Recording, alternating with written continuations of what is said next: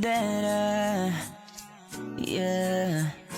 Halos 5 oras na akong nag-aantay sa'yo.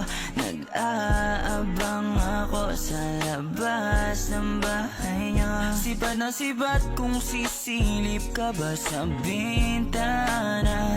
Magpakita kay parang di yata Ilang beses ka na, lagi na lang ganyan. Kung iwasan ako'y parang ayaw kong nandyan. Sa susunod na punta ko'y pabuksan mo na sana. Kasi kahit anong mangyari ay di ako mawawalan ng pag-asa.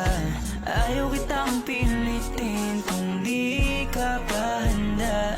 Sa susunod na lang, sa susunod na lang. Ayaw kong nabibitin, kaya mabuti pang ako'y uuwi na lang. Sa susunod na lang.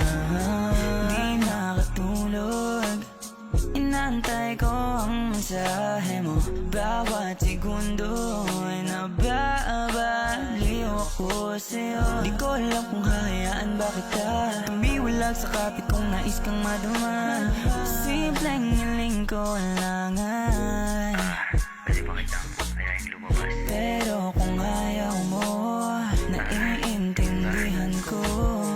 Kung di ka pa handa ay maghihintay ako sa'yo. Kahit na parang ayaw mo na nariyan ako, ikaw lang ang nais ko. Pero ayaw kitang pilitin